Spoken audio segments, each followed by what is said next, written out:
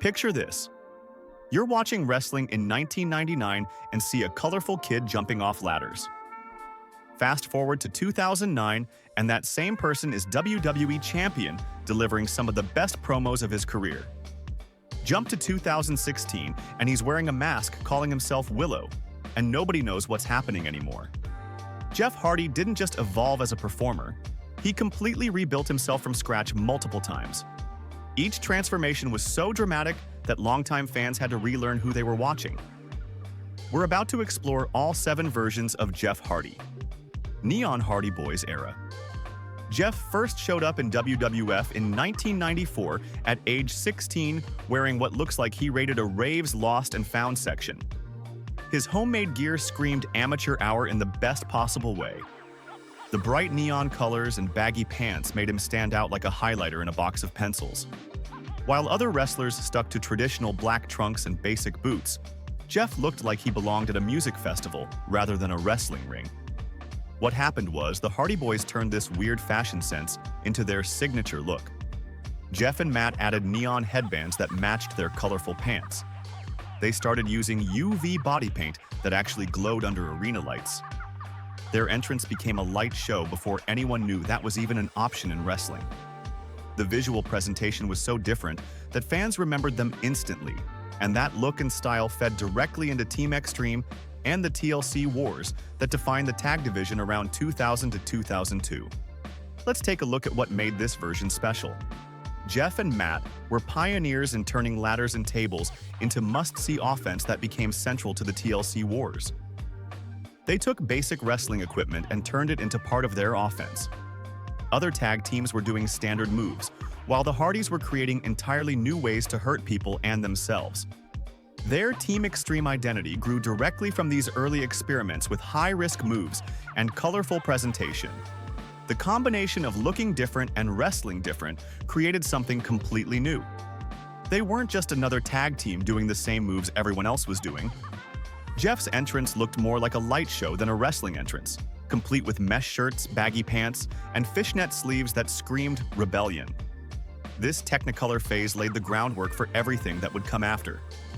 Jeff proved that being different could actually work in a business that usually rewards following the standard formula. The success showed that fans were ready for something new, even if it looked completely ridiculous at first. Jeff proved that you could make neon colors and baggy pants into legitimate wrestling gear. This version established the template that Jeff would use for his entire career. Take something that makes no sense in wrestling and somehow make it work through pure commitment. The Technicolor Daredevil showed that wrestling could be more than just traditional presentation if someone was willing to risk looking completely ridiculous. This neon Daredevil phase gave Jeff a look and a style that would keep getting weirder and more dangerous. Attitude Era Jeff. When WWE shifted into the Attitude Era, few others had Jeff's neon signature to reinvent for edgier TV. The company was moving toward darker storylines and grittier characters. Everyone was getting tougher and more aggressive in their presentation, but Jeff's shift was mostly a color and vibe tweak. The solution was brilliant in its simplicity. Jeff went from rave gear to goth rave gear and called it character development. He swapped out the electric blue and hot pink for deep purple and black. The baggy pants got a bit tighter, but kept the same basic style. His face paint went from rainbow colors to darker shades that still caught the light. While other wrestlers completely reinvented themselves for the Attitude Era, Jeff basically just made his existing look slightly more acceptable for primetime television. Stone Cold. Steve Austin became a beer-drinking rebel. The Rock transformed into the most charismatic performer in the business. Jeff Hardy just darkened his color palette and kept doing what he always did. What happened was the 2002 to 2003 look became his most recognizable presentation during this period. He featured tighter black gear that showed off his athletic build better than the loose clothing from earlier years. His face paint designs became more intricate and darker in tone. However, he kept the same death-defying style that made fans hold their breath every time he climbed the turnbuckles. His 2002 ladder match with The Undertaker for the undisputed title became a defining singles moment that showcased how his grittier look matched higher-profile opportunities. Let's take a look at how Jeff perfected the art of making every single match look like a potential hospital visit. He turned high-risk moves into an art form that other wrestlers tried to copy. Every ladder match became an opportunity for Jeff to find new ways to launch himself through the air. His willingness to take massive bumps made him stand out even in an era full of extreme performers. The Swanton became his calling card, a top rope finish that could end any match. One move could end any match at any time, regardless of how much punishment Jeff had taken earlier. Fans would get excited just seeing Jeff climb to the top rope because they knew something spectacular was about to happen. The move became his signature in a way that few finishing moves ever achieve. Despite the ring highs, missed shows and erratic behavior grew, and he was released in 2003. The irony was that Jeff's peak athletic years were also when his off-screen problems started affecting his career. He was delivering some of his best performances while dealing with struggles that fans couldn't see. As a result, this version proved Jeff could adapt to any era while keeping his core identity intact.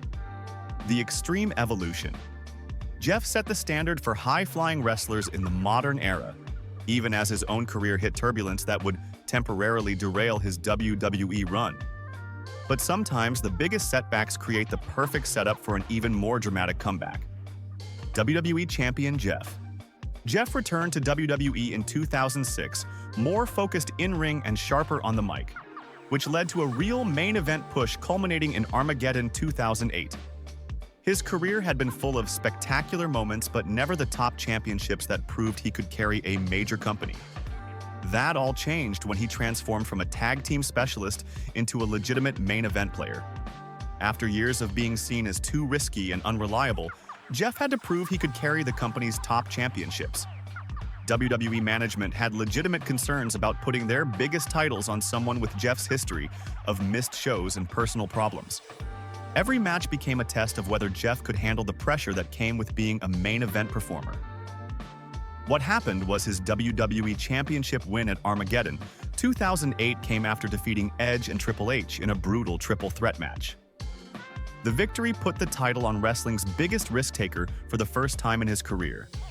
Jeff's win proved that unconventional wrestlers could reach the very top of the company when they combined their unique abilities with the right mindset. The World Heavyweight Championship victory in 2009 was even more dramatic in terms of storytelling. Jeff won a ladder match against CM Punk, which should have been the perfect ending to his championship chase. However, CM Punk cashed in his Money in the Bank contract just minutes later, creating one of the most memorable championship moments of that era. Let's take a look at how this version featured increasingly elaborate face paint designs that became part of his mainstream marketability. He turned his artistic side into a character trait that WWE could promote on television and merchandise. The face paint made Jeff instantly recognizable, even to casual fans who tuned in occasionally. The CM Punk feud became legendary because the clash wasn't just about belts. Punk's straight-edge philosophy versus Jeff's free-spirited chaos made the feud personal. Two completely opposite philosophies collided in the ring and on the microphone. Punk represented discipline and control, while Jeff represented freedom and artistic expression. Their matches told stories that went beyond simple good guy versus bad guy dynamics. As a result, Jeff proved that being a weirdo could actually be a marketable main event character. It looked like a clean peak, but a few backstage problems would follow. The spotlight was brighter, and the expectations were higher than anything he had dealt with in his previous WWE run. So as you can see, the charismatic Enigma version showed Jeff at his absolute peak. This era established that Jeff Hardy wasn't just a high-flying specialist. He was a complete performer who could carry major storylines and deliver when championships were on the line.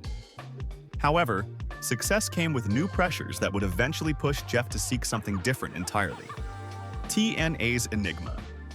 TNA gave Jeff more creative freedom than WWE typically allowed, which let him push character ideas further than any major promotion had previously permitted. Impact Wrestling needed star power and was willing to let Jeff experiment with ideas that larger companies would have rejected immediately.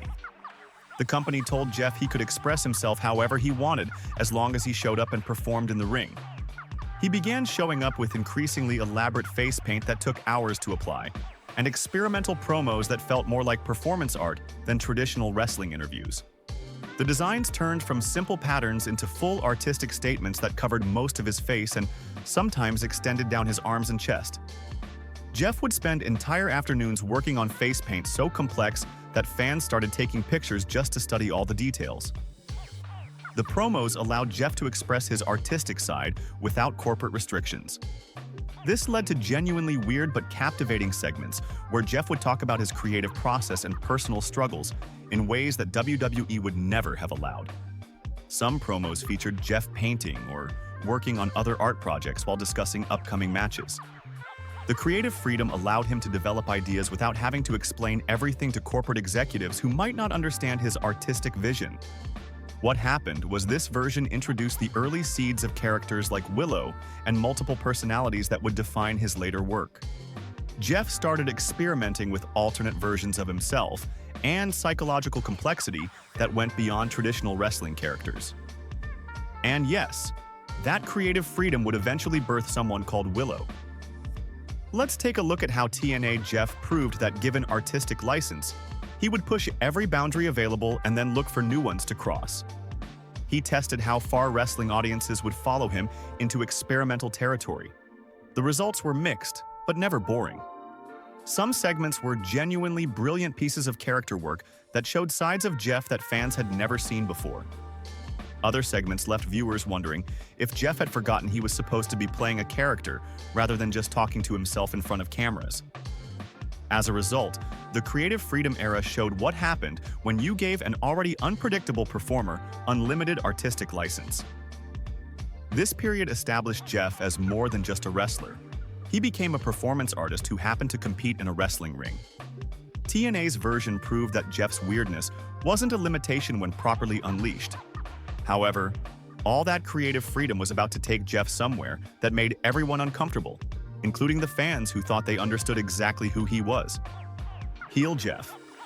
Jeff Hardy as a heel should have been impossible. He was the ultimate underdog babyface who fans couldn't help but cheer for. His entire career was built on being the guy everyone wanted to see succeed. Fans connected with his struggles and his willingness to put his body on the line for their entertainment. The idea of turning him into a villain went against everything that made Jeff popular in the first place. TNA's solution was to make Jeff so unsettling and confusing that fans didn't know how to react to him anymore. The company decided that a regular heel turn wouldn't work because fans loved Jeff too much. They needed to create something that would genuinely disturb people and make them question everything they thought they knew about Jeff Hardy. The approach was risky because it could have completely destroyed his connection with the audience. What happened was Jeff aligned with Hulk Hogan and Eric Bischoff in 2010, calling himself the Antichrist of Professional Wrestling and leading the Immortal faction. This alliance was designed to shock fans because it paired Jeff with established wrestling figures who represented corporate control. The visual transformation was dramatic. Jeff abandoned his bright face paint and neon attire for a darker look. He started wearing black trench coats, purple button-ups, and ties. He even introduced a custom purple world title and was seen smoking cigarettes live on air while walking down the ramp. This version delivered some of Jeff's most memorable matches while testing how far fans would follow their favorite risk-taker into darkness. Jeff's entrance music changed to a slower, more methodical pace. The performances in the ring remained at Jeff's usual high standard, but everything around the matches felt different and uncomfortable. Let's take a look at how his promos became so bizarre and artistic that some fans joked they needed subtitles to understand what he was trying to communicate. Jeff treated being the bad guy like performance art, creating a villain character that felt more like a psychological study than traditional heel work. His interviews became increasingly abstract and confusing. Fans would watch these segments multiple times trying to figure out what Jeff was actually trying to say. The heel run was designed to reinvent Hardy as wrestling's most unpredictable antagonist, and it mostly worked until it didn't. This experiment pushed Jeff into territory that made everyone uncomfortable, including the fans who thought they knew him. The goal was ambitious, but the execution became increasingly difficult to maintain. The infamous Victory Road 2011 match against Sting became widely seen as the lowest moment of his career when Jeff appeared unfit and the match ended in under 2 minutes. The incident overshadowed much of the creative work that had been done during this period. The experiment made him frighteningly effective as a heel, but also exposed real, career-threatening problems that would push Jeff toward even stranger creative territory. Willow the Wisp. The solution was creating an entirely different persona to wrestle under, which somehow made regular Jeff seem normal by comparison. Just when fans thought Jeff Hardy couldn't get any weirder, he introduced Willow the Wisp after a 2014 reintroduction in TNA. This wasn't just another costume change or face paint design. This was Jeff creating a completely separate identity that defied explanation in ways that even his previous weird phases couldn't match. Willow appeared with a shiny silver and black mask, black trench coat, black and white umbrella, an odd accent that made every appearance feel like performance art. The visual presentation was striking and immediately recognizable, featuring props that served both practical and symbolic purposes. The mask completely concealed Jeff's face, allowing for total transformation into a different persona. The umbrella became a weapon and a symbol, adding layers of meaning to every appearance. The character allowed Jeff to explore psychological storytelling that went way beyond wins and losses into genuine mythology creation. Willow's in-ring style retained Jeff Hardy's signature risk-taking and chaotic energy, but the overall vibe focused less on winning titles and more on channeling a sense of madness that felt dangerous and unpredictable. This approach gave Jeff an outlet for exploring darker themes within wrestling that operated outside normal wrestling logic. What happened was the storylines included impostor Willows that created confusion and led to backstage confrontations, with Matt Hardy eventually revealed as one of the imposters in a storyline that connected to the later Final Deletion arc. These imposters blurred the lines between reality and the character's persona in ways that heightened the psychological aspects of the character. In one specific storyline, Jeff was distracted by an imposter Willow during a match, which led to a backstage confrontation and an attack by more imposters. Let's take a look at how this version pushed Jeff's character work into territory that felt more like theater than traditional wrestling entertainment. Willow segments often left fans confused but captivated, never quite sure if they were watching wrestling or performance art. The character's presentation and storylines created a unique experience that challenged what wrestling could be. The approach showcased Jeff's commitment to character acting in ways that few wrestlers had ever attempted. As a result, Willow forced audiences to decide whether they were watching Jeff or a full-on performance piece, and it made the later cinematic stuff feel believable. The masked persona became a bridge between Jeff's solo character work and the collaborative storytelling that would define his next phase. Willow the Wisp proved that Jeff could create compelling characters even when hiding his most recognizable feature, his face. This version established Jeff as wrestling's most committed character actor, willing to completely disappear into alternative personalities that pushed creative boundaries. However, Jeff's most surprising transformation was still ahead, one that would require him to step back from the spotlight entirely. Brother Nero. In the most unexpected twist of Jeff's career, he went from being an independent star to playing Brother Nero in his brother's fever dream. Jeff had spent years building his own creative identity and developing his artistic vision through different personas and character work. The idea of stepping back to serve someone else's storyline was completely foreign to everything Jeff had done before. Brother Nero was Jeff's role in Matt Hardy's Broken Universe, a storyline that turned wrestling into surreal art project, where Matt coined the name mockingly. Matt had developed this bizarre character where he spoke in an exaggerated accent and referred to himself as Broken Matt Hardy. The storyline required Jeff to play the role of the conflicted younger brother who was caught between his family loyalty and his own identity. Jeff had to adapt his performance style to fit into Matt's vision rather than creating his own. The collaboration required Jeff to suppress his own creative instincts and serve Matt's vision, which was completely unlike anything he'd done before. Jeff was used to being the primary creative force behind his characters and storylines. However, the Broken Universe demanded that he follow Matt's lead and contribute to a shared narrative. This meant Jeff had to put aside his individual artistic expression and work within the framework that Matt had created.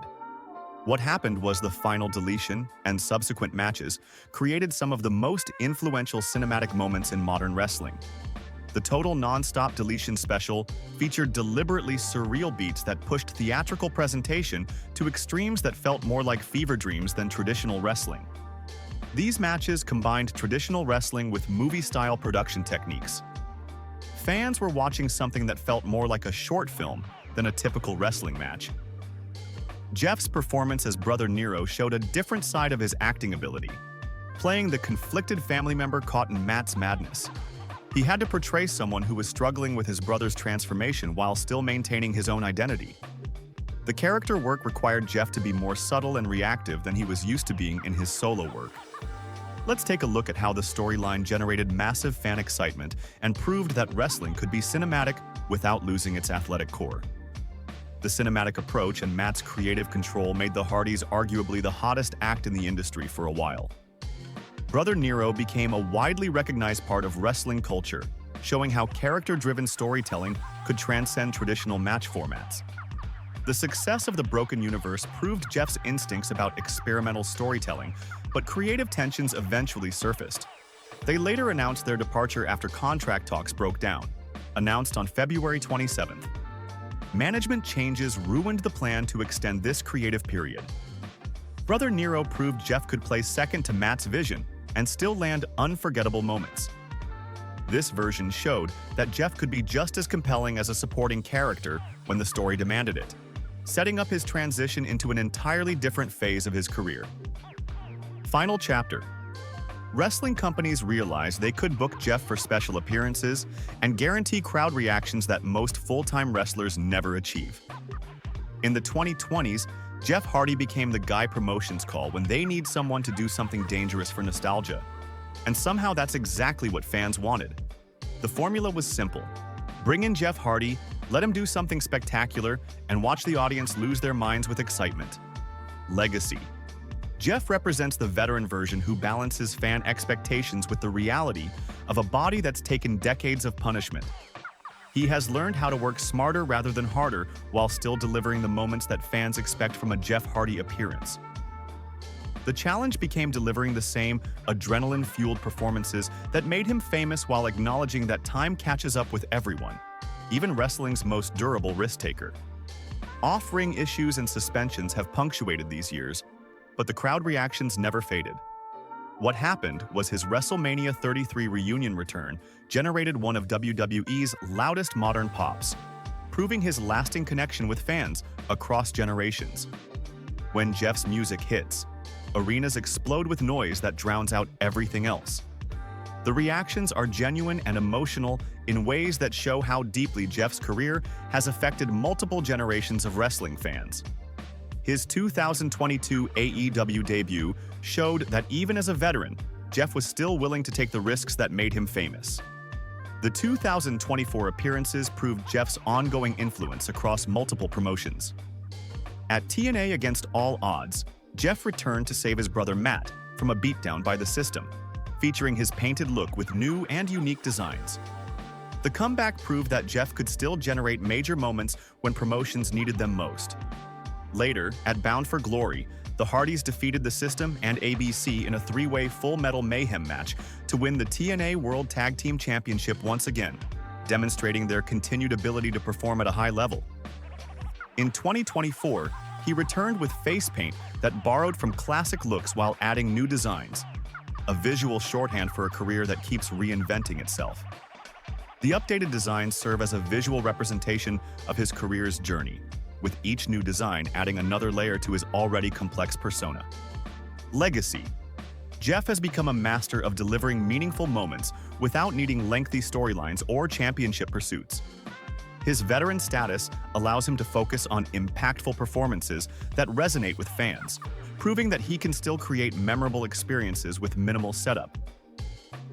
While still contracted to TNA, the Hardy Boyz made a return appearance to WWE at NXT Roadblock, where they successfully defended the TNA World Tag Team Championship, showing their influence across multiple promotions.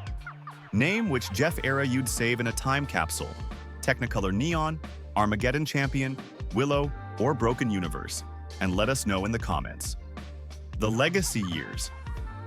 Jeff shows how a career built on constant change can come full circle while still surprising audiences, proving that some wrestlers become something bigger than wins and losses. Each transformation revealed something new about what wrestling could be when someone refused to follow the standard playbook. Jeff Hardy didn't just evolve as a performer. He proved that constant reinvention could be a career strategy that spans 3 decades. Across every era, from a 16-year-old neon daredevil in 1994 to the 2024 comeback artist, Jeff Hardy kept the same core: risk-taking and artistic oddity that kept crowds roaring. From Technicolor Daredevil to Championship Enigma to masked alternative personality to broken universe participant, each of these 7 versions served a purpose in building wrestling's most unpredictable legacy. The real genius was that no matter how much Jeff changed on the outside, he never lost the willingness to risk everything for the perfect moment. He keeps changing costumes, but the climb and the fall are always Jeff Hardy. If you liked this trip through Jeff's chameleon career, subscribe and tell us which era deserves a full deep dive next.